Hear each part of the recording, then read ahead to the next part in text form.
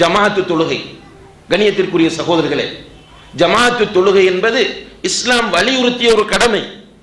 சஹாபாக்கள் சொல்கிறார்கள், எங்களுடைய காலத்தில் ஜமாஅத்து தொழுகையை யார் மிஸ் பண்ணுவான் தெரியுமா? தெளிவாக அறியப்பட்ட அப்துல்லாஹ் இப்னு உபை இப்னு சலூல் போன்ற முனாஃபிக்குகள் மாத்திரம்தான் ஜமாஅத்து தொழுகையை மிஸ் பண்ணுவார்கள். மற்ற எல்லோரும் ஜமாஅத்திற்கு வருவார்கள். அப்துல்லாஹ் இப்னு உம்மி மக்தூம் ரலியல்லாஹு அன்ஹு என்கிற நபி தோழர், 2 கண்களும் தெரியாதவர், அல்லாஹ்வுடைய தூதரிடத்திலே வந்து கேட்கிறார், யா ரசூலல்லாஹ், எனக்கு 2 கண்களும் தெரியாது, என்னை பள்ளிக்கு அழைத்து செல்வதற்கான சரியான வழிகாட்டியும் கிடையாது, வீட்டிலே தொழுவதற்கு அனுமதி இருக்கிறதா என்று கேட்கும்போது அல்லாஹ்வுடைய தூதர் கேட்கிறார்கள், பள்ளியிலே சொல்லுகிற அதான் உனக்கு கேட்கிறதா என்றார்கள். ஆம் என்று சொன்னதும் நீ பள்ளிக்கு வந்துதான் ஆக வேண்டும் என்றார்கள். சஹாபாக்களை பார்த்து சொல்லுகிறார்கள், வீடுகளில் சிறுவர்களும் பெண்களும் இல்லை என்றிருந்தால், வீடுகளில் சிறுவர்களும் பெண்களும் இல்லை என்றிருந்தால் இங்கே ஒருவரை தொழுகைக்கு பொறுப்பாக ஆக்கிவிட்டு நான் ஒவ்வொரு வீடாக போய் எந்த வீட்டில் ஜமாஅத்துக்கு வராமல் ஆண்கள் இருக்கிறார்களோ அவர்களை அந்த வீட்டோடு வைத்து எரித்துவிட நான் ஆசைப்படுகிறேன் என்று சொன்னார்கள். இந்த அளவுக்கு முக்கியமான ஒரு கடமை ஜமாஅத்து தொழுகை. ஆனால் இன்றைக்கு ஜமாஅத்து தொழுகை என்பது குறிப்பாக இந்த குர்ஆன் சுன்னா பேசுகிறவர்களை பொறுத்தவரையில் இமாம் பித்அத் செய்கிறவர் என்கிற காரணத்தை காட்டி காட்டி அவர்கள் இந்த ஜமாஅத்து தொழுகையை மிஸ் பண்ணக்கூடியவர்களாக மாறிக்கொண்டு வருகிற நிலையை பார்க்கிறோம். ஒரு கூட்டம் அறவே தொழாமல் இருக்கிறது, பெரிய ஒரு கூட்டம். மார்க்கத்தின் பெயரால், மார்க்கத்திற்காக நான் தியாகம் செய்கிறேன், மார்க்கத்திற்காக கஷ்டப்படுகிறேன், குர்ஆன் சுன்னாவை நான் நிலைநாட்டப் போகிறேன் என்று சொல்கிற நிறைய பேர் இன்று ஜமாஅத்து தொழுகையிலே பொடுபோக்காக இருப்பதை பார்க்கிறோம். ஜமாஅத்தை மிஸ் பண்ணிட்டோம் என்று எந்த ஒரு கவலையும் கிடையாது. சலாத்துல் ஜமாஅத்தி அஃதலு மின் ஸலாத்தில் ஃபர்தி பி 27 தரஜா. ஜமாஅத்தாக தொழுவது தனித்து தொழுவதை விட 27 மடங்கு நன்மை கூடியது என்று அல்லாஹ்வுடைய தூதர் ஸல்லல்லாஹு அலைஹி வஸல்லம் அவர்கள் சொல்கிறார்கள்.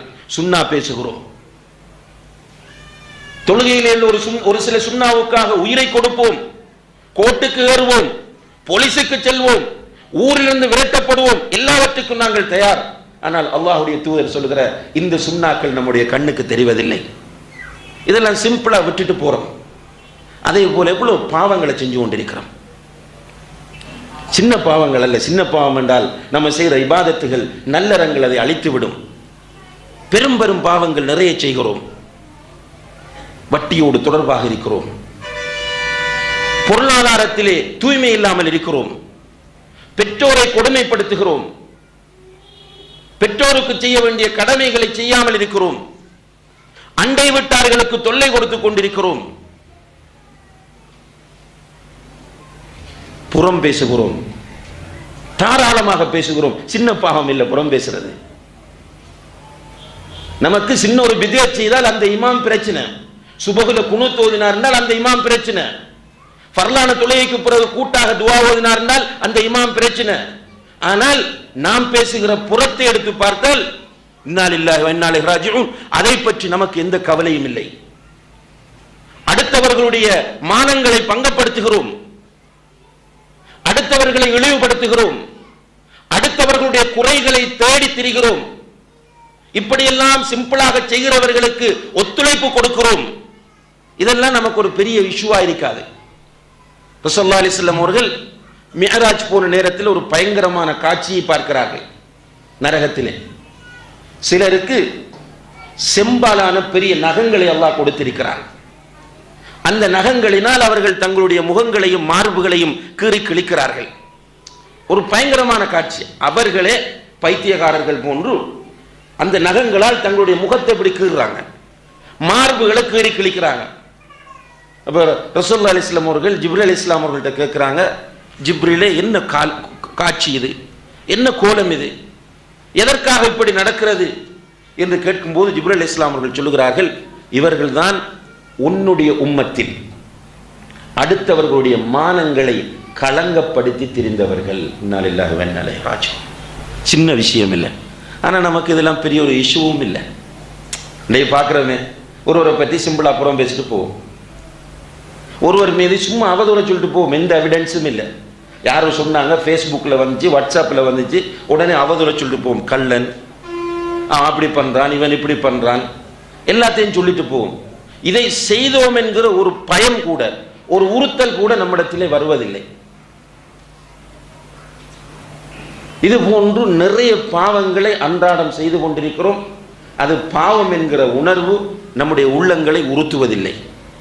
எதுக்காக சொல்றேன் என்று கேட்டால், உண்மையிலே மஹ்ஷரில் இப்படி ஒரு நிலை இருக்கிறது என்பதை உறுதியாக நம்பினால் 50,000 வருடங்கள் நான் மஹ்ஷரிலே நிர்வாணமாக வெறுங்காலோடு சூரியன் என்னுடைய தலைக்கு உரிமையிலுக்கு அப்பால் கொண்டு வந்து நிறுத்தப்படும் போது நான் நிற்க வேண்டும் என்பதை ஒரு மனிதன் உறுதியாக நம்புவானாக இருந்தால் நிச்சயமாக மாறுவான். இன்றைக்கு உலகத்தில் பார்க்குறோம், சின்ன சின்ன பனிஷ்மெண்ட்டுக்கெல்லாம் பயப்படுறோம். சின்ன சின்ன பனிஷ்மெண்ட். சில நேரங்களில் ஸ்கூலுக்கு போகிற பிள்ளைகள் ஏர்லியாக போகிறாங்க.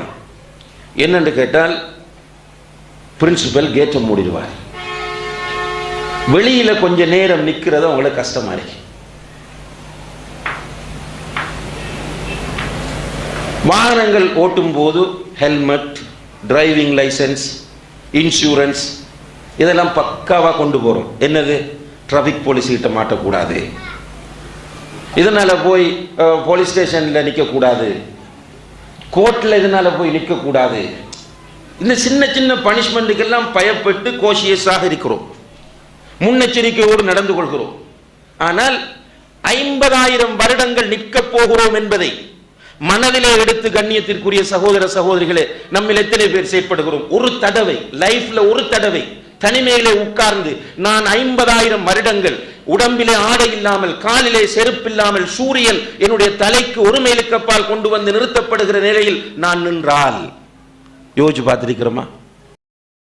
قد تنام حلمكم من مثلكم قد حاز من دنياه حفظا للكتاب فلتخبروا من بعدكم من زاركم أن العطايا حفظ أين واكتساب